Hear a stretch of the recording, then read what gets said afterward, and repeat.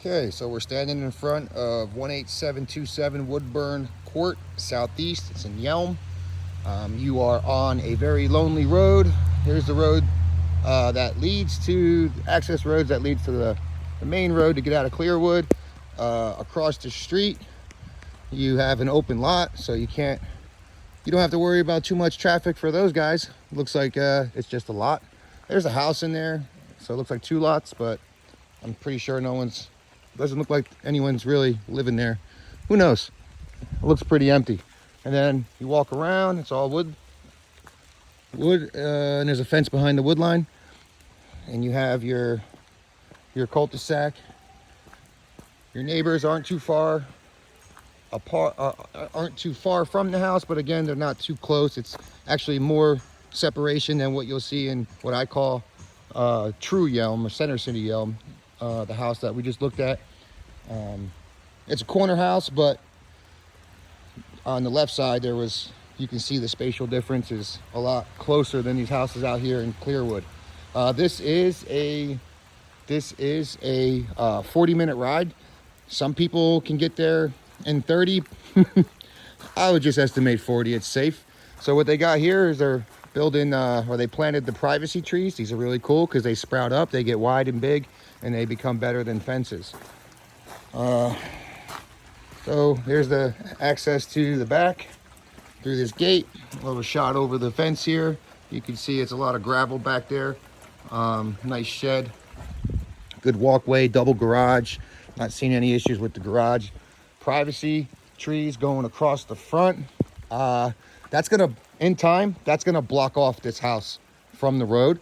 So you're gonna have to make a decision if that's what you want. If you want your house to be pretty much covered with trees and no one can see from the outside, then that's fine. And that's what those trees are gonna do. Or you're just gonna have to maintain them to a certain desirable height, so they don't get higher than your house and your house won't be blocked in. Your choice, completely your preference. But I'll tell you what, these trees, when they're about 2 foot high, they're about $40 a piece. But when I get about this high, they're about $200 to $250 a piece. And when they get just a little bit higher, they're about $400 or $500 a piece. So I would say these trees are probably worth maybe $250 a piece. And you got 1, 2, 3, 4, 5, 6, 7, 8, 9, 10 right there, 11, 12. And I would just say those over there could be maybe the same, a little more. You got a couple grand worth of trees just in the front. The landscape alone is a couple grand. The roof's not looking good to me. The roof looks a little old. It looks like it'll hang on for a couple more years, but it also looks like you're gonna need a new one in a couple more years. I see a lot of high spots. It could be nails. Sometimes the nails, they push out a little bit, and over the time you can see exactly where the waves are, where the nails didn't sit in all the way, maybe 15, 20 years ago when they put that roof on. The patio doesn't look bad at all. Repainted. I like the way it stretches. You could probably wrap that around the whole house if you really wanted to. I don't see any issues with the windows at all. So go ahead and walk into here. We're in the house now. Nice house. Very good. I'm trying to throw some lights on here. You gotta bear with me. All right, some lightage. You got some more lightage. Okay. So, I mean, it's a cozy house, right? So as soon as you walk in, to the right, we have our kitchen. It's got the Formica countertops. It's got the island here. The island has the electrical outlet. It has cabinets built into the island for storage, which is really cool. Going into the kitchen itself, again, with the Formica countertop, wrapped all the way around. Traditional sink, not your drop down. I actually prefer the traditional sinks, the drop downs. They're held up by a vise, and that vise gets loose in this. And then there's a seal between the sink and the countertop, and if that seal breaks, then you have your sink is actually not secure and it's loose, and you have also water damage. So I don't mind the over top mounts. I do like them a little bit bigger, but hey, that's my story with the sinks. Not the end of the world. A little bit outdated appliances, but I'm sure they work, and if they don't, you get an American Home Shield warranty, and they'll replace or repair anything for $100. Not a bad deal. The floors feel good. I'm bouncing up and down. I'm not hearing any creaking. Moving right over here to the living room. See if we can get some lightage in here. So here's the living room.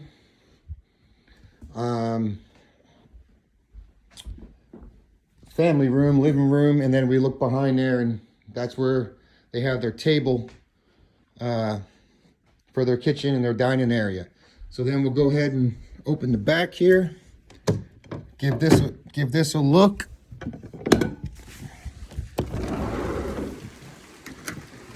It's Washington, you gotta deal with the rain. So here's your back patio, and I gotta see how far back your yard goes, so I am gonna go grab my shoes.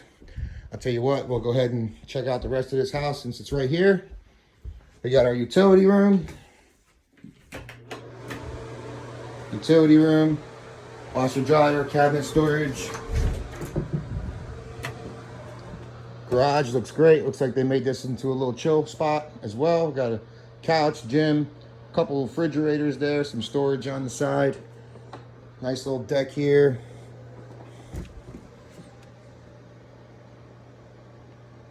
Okay, we're looking at the furnace here. We do have some, we don't have any service stickers, so I don't know when the last time this was serviced. Of course, the inspector can figure that out. Looks like your water heater is tucked in the corner there. Again, something for the inspector. I see electrical garage door opener, which is always cool. We just got to make sure it's here when you move in, because sometimes it's not. What else? Everything else kind of looks good. It looks strong, looks good. All right. Remember, I'm not an inspector, but I am looking for anything that's very obvious, both good and bad. All right, so as we move into the room, looks like the master, pretty big room. We got a queen size bed and 1, 2, 3, 4, 5 pieces of furniture. This being a giant piece of furniture. So the room kind of consumes, actually 6 pieces of furniture here. And the room kind of eats it up. There's still some walk around room, so that's good. And that kind of just demonstrates what you can fit in this room and how big it is. So maybe we don't have to go out. So looking out to the backyard here, yeah, we gotta go out there. I gotta show you a few things. You got your shed on to the left. Looks like your septic tank access is right there, those green little circles. And then just checking out this brick paved patio, or yeah, I guess it's a patio, who knows, brick paved slab, we'll call it. And then it goes down to a greenhouse, which seems to be, it is on a deck. I would probably take that greenhouse out and have a nice little deck extended over to the back of your property line, and probably some good views out there, maybe better used than a greenhouse. Your choice completely.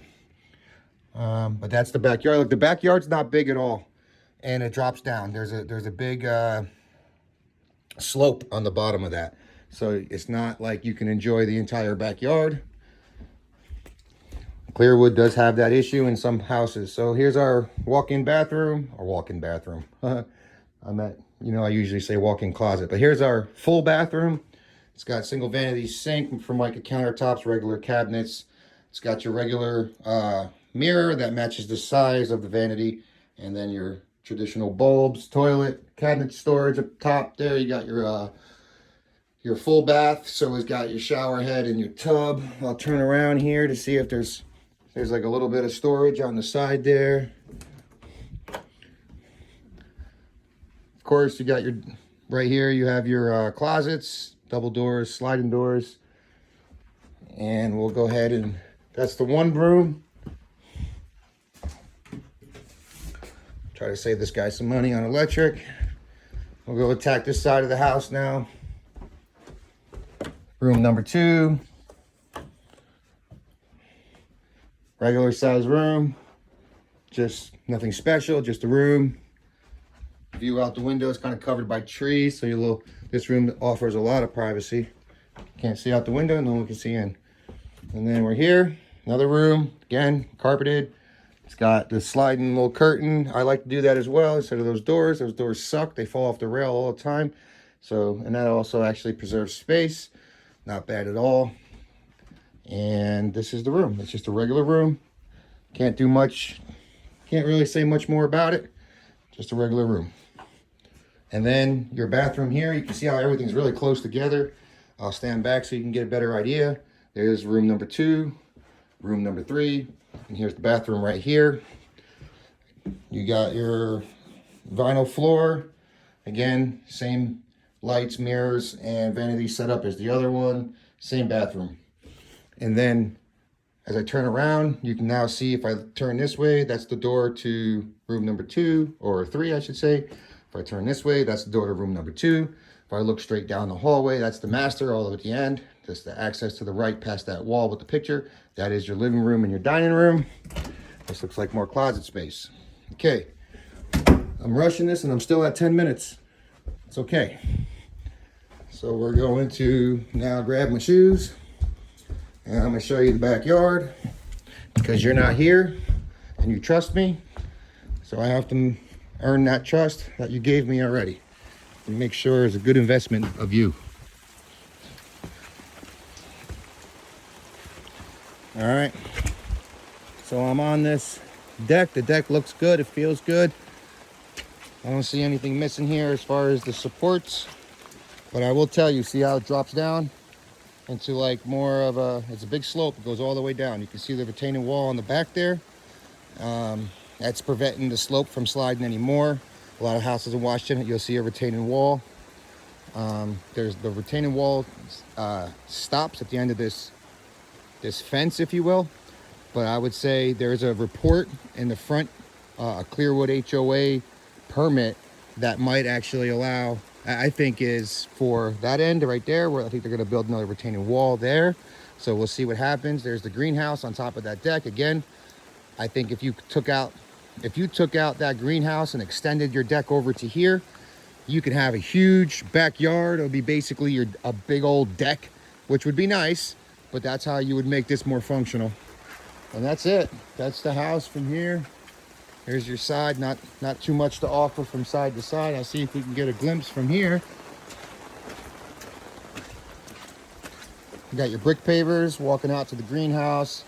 It looks like the deck did extend a little bit. I'll try to zoom in. You see this little post over there? It looks like the deck kind of pushed out to there, or he was thinking about it.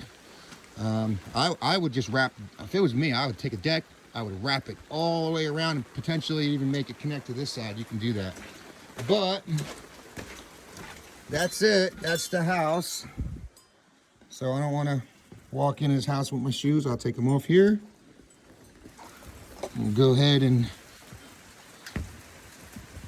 end the video actually. So this is all, we already saw the house. So all right guys, thanks.